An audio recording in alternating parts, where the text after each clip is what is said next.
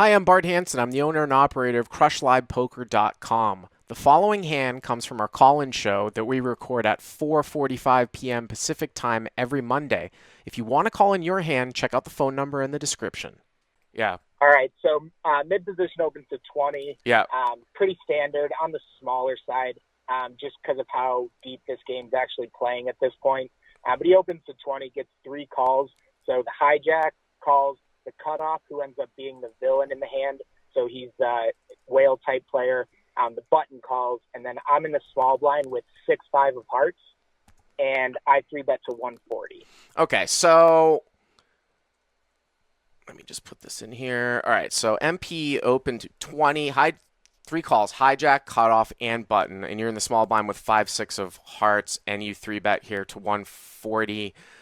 Obviously, you can do this as a partial. I don't know if you're a CLP sub, but are you a CLP sub? I'm not. Okay, so we have something called Fast Track Poker in our curriculum, which is done by one of my coaches, Keely, he's an airline pilot, but also a professional high stakes crusher here in LA. And it's one of the things that we always point people to first. And he has 3 betting ranges on there, and he's actually developing sort of an updated 3 betting range from the blinds in multi-way scenarios where you sort of want to do it linearly. 5-6 of hearts is definitely a playable hand, but when you're looking at whether or not to squeeze, sort of the new school of no limit is that you want to do it with your best hands. 3-betting a polar range is sort of a antiquated, we had talked about on the podcast last week, sort of an old concept that isn't really and shouldn't really be all that applicable to deep stack cash game poker. The blocker stuff comes into play when you're sort of shorter stacked in tournaments, but this whole old school shit about like 3-betting like king 3 suited as a blocker is just, it's sort of just it's just, when they've done the brute force here through with the solvers and like what hands play what, they come up and you should be 3-betting linearly here. So I think this is a little bit light here. The hand is obviously playable, but to 3-bet to 140 with 5-6 of hearts, I think it's a partial, but I would do it with my better suited connectors and maybe like 9-9 and 10-10 plus as a general rule. But Makes sense. you 3-bet to 140 and you get 2 calls, right, from the opener and the Yeah, so cutoff. the original razor and then the cutoff, Yeah. the hijack and button both fold. Okay. Cool. So we're 3 ways, $460 in the pot. Yep. And the flop comes 3 of hearts, 4 of clubs, 7 of hearts. So you flopped gin here, buddy, huh? I did. 3 of hearts, 4 of clubs, 7 of hearts. So you flopped the nuts with a flush draw, right? And you guys Correct. are Straight super flush deep. draw. Right, and you guys are super deep, right? So, you've got probably what, like 1900 or so, or 1950 left in your stack, and the pot is, Yeah, I 460. covered the whole table. I was like almost 4K deep. Yeah. Just from a huge hand actually against this same guy where aces got all in pre-flop 3 ways for like 1,500 apiece versus ace king and kings. Right. So Right. I covered the whole table. They had rebought. Okay. But he's the effective stack and started with 2,100. So 347, what do you do here? I see bet 220. Okay. So this is interesting here on this board. Obviously, you flop the nuts here, and I talked about this too, where when you're playing against people that can sort of attack your ranges and stuff like that, like when you see in the big game on Live at the Bike, like a guy like Art who tries to play as equilibrium as possible, he would certainly check aces or kings here quite a bit against multi-way action on a board like this. When you're at the $5 blind level and you look at a guy like Chris that I play with in the ante game on Live at the Bike, usually you don't really have to worry about that too much. You can just sort of liberally bet your overpairs quite a bit, and you don't have to really worry about being exploited. So, if you were playing super high level, that people might be like, well, you're supposed to check this board here with your entire range. I would bet like you did, just like for the same reasons why I would bet overpairs. You could sometimes throw in a check raise here too. Just to build the pot up because you're so deep. You know what I'm saying? Just as an aside, Yeah. you don't usually throw that into like a 3-bet out of the blind, and then you're like, this guy's fucking check raising the flop. And the way I would approach that is that if you check raise the flop, you would actually have to make your hand look scared if one-liners came, even though you still have the nuts, or if hearts came, right? Like you Yeah. check raise, and now if a four, five, or six come, you would have to check because it just wouldn't make any sense. You'd have to play it like you were Yeah. playing aces or kings. But anyways, so you bet about half the size of the pot, right? You bet 220, Yep. and then And the VIP mid calls. position folds, Yep. and the Okay. VIP calls. So Turn pairs VIP is in the hijack, right? Is that right? he's in the cutoff. In the cutoff. All right. So VIP donator calls in the cutoff, and your heads up. All right. Turn pairs the 7 and brings a backdoor club draw. So it's the 7 of clubs. Okay. And I continue for 500 into 900. 500 into 900. Okay. And villain calls. So at this point, this is sort of interesting here because why, like, what does this guy have when you block some of the hearts here that he, I guess if he's a donator, he could have a 7 or something like that. So did you ever consider check raising this turn? Because I feel like you might want to check a lot of overpairs here on the turn. I planned on betting enough where to set up a river shove, and I planned on shoving pretty much any river. I just feel like a lot of times, like you could check here.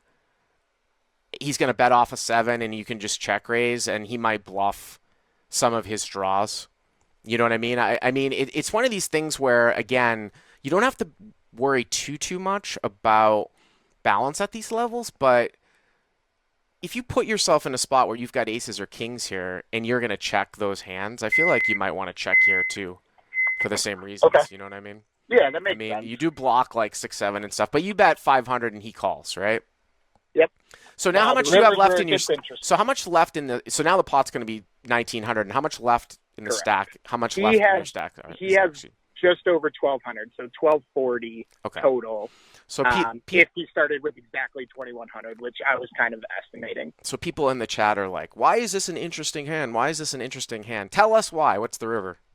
All right, the river brings a third 7. So the board is 3, 4, 7, 7, 7, right? Correct. So you obviously still have a straight, but any pair beats you. I'm beat by everything. Correct. So the villain has, you said what, 1240 left in his stack? 1240. Correct. Yeah. So if I bet, he's calling 1240 to win 3140. So Mhm. two and a half to 1. And what do you? So- So and you that's must what have been in shock I- here, right? I was. I had, like I said, I had planned to pretty much shove any river. Did not expect the board to run out trips. Mhm. But when it did, pretty much without thinking too much, maybe 10 seconds, I do shove all in. And this is Now let me ask the you this question though: question. Why do you? This is interesting here. Obviously, you're turning your hand into a bluff. You can never get called by worse. But my question to you here is that what was your rationale here for shoving? You just thought that your hand looked so much like aces and kings? I did, and I had that, and in like really quickly, what came to my mind was that he is shoving 100% of his range that ends up on the river there, and which includes like the missed hearts that he's just got over cards and the missed backdoor clubs, and then I could end up folding the best hand as well. So Yeah, but I you think can't- I have a range advantage. Yeah, and but that's what. Listen to me. Yeah, but so what you're trying to do is say I shoved because I want to prevent myself from being bluffed on the river. I've talked about the reasons why you bet, and obviously the most two common reasons are betting for value, betting as a bluff, and then we talk about equity protection, and then there's sort of this fourth hazy other reason why you might bet, but it has to do with early on in the hand. And that's sort of betting to prevent being bluffed out. But that doesn't really that doesn't hold up on the river because there are no more streets on the river. So you can't say, or my advice is that you can't say, I shoved because this guy would shove all his misdraws and he might get me off the best hand. If that is not a valid reason for betting, because if that was the case, you could check, and if he did shove, you could evaluate and figure out whether or not you think your hand is good or not, right? Because you beat all the missed draws. And what I would be thinking about, is the fact that this guy he called the initial open, right? Just an overcall, right? So it went Correct. raise, call, call. You three bet out of the blind, and he calls. So he's never going to end up with a hand that's going to comfortably shove as a full house like queens, kings, or aces, right? If he somehow Correct. is holding on for dear life with eights or nines, that's never going to be a shove. So if you check the river and he shoves, that's going to be a 7 or nothing. It's about as polarized as it can get. Do you see what I'm saying? Like, he's not shoving a Yeah. 4. So I could see merits for checking and sometimes check calling or checking and evaluating. And I could also sometimes have merits maybe for just shoving if you think that the guy might have like a hand like 4-5 or 4-6, or you think you could get him off of some sort of pair. But I have to tell you, though, with him only having 1245 left and we're looking at Zebo theorem, I don't like a bluff to try to get him off of something better in the spot. I think your hand fits better as a check call or a check evaluate, and it's going to go check check like 95% of the time. And if you do check and he shoves, you got to decide whether or not he's got a 7. And if you think that he's Yeah. got enough bluffs, then call. It's the same Okay. call that you have with ace king. You know what I mean? Like, you Yeah. got the same call with ace king. Now, like I said, you said this guy was sort of a whale, so there could be another way to play this, like the way that you played it. If you thought you could get him off a full house, you have to weigh whether or not it's better to try to get him off a full house or try to gain more value by like maybe check calling and trying to induce a bluff here. T. Okay. Krupka says, wouldn't 8-8 and 9-9 shove? I don't think so. I don't think 8-8 I or don't. 9-9 I don't shove think he is would going have to shoved shove. with 8-8 Yeah, or yeah. 9-9, but I do think he can fold 8-8 or 9-9 to my shove. Well, I mean, if you think that he can fold 8-8 or 9-9 to your shove, like I said, that's one reason why to do that. But it sounded to me like you wanted to shove more because you didn't want to get bluffed off the hand, which, like I said, I don't buy. You know what I mean? Yeah, and that was part of the reason. I definitely thought that no matter what he had, whether it was value or a bluff, he was shoving this river 100% of the time. Brandon Kennedy says because he could bluff with a small boat. I just don't buy. All the boats are gonna check back. Um, this, he's not. So you ended up shoving, and what happened? He folded. Did you ever see what he had? No. No. So I think because he didn't think about it for too long that he had one of those missed draw overpair type or overcard type hands that probably does end up shoving there, but I will not know. Yeah, I mean that sounds consistent. So you're saying that you probably should have played this hand as a check call then? Yeah, probably. I got to be honest with you. I mean, again, with what your characterization, the fact that he was a VIP, I think I would not. I think I would rather take this if you were up against some nit, like some OMC nit. Maybe it's better to run this as a 3 street when you get counterfeit at the end to try to get him off of like 8s, 9s, 10s. But if you're talking about a VIP nit, I think this is a much better spot to check call than to bluff your stack off. But thanks for the call. I appreciate it.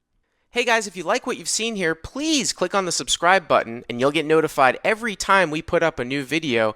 And if you want to check out crushlivepoker.com for the first month free, use the code YTA200. Click on the link right there.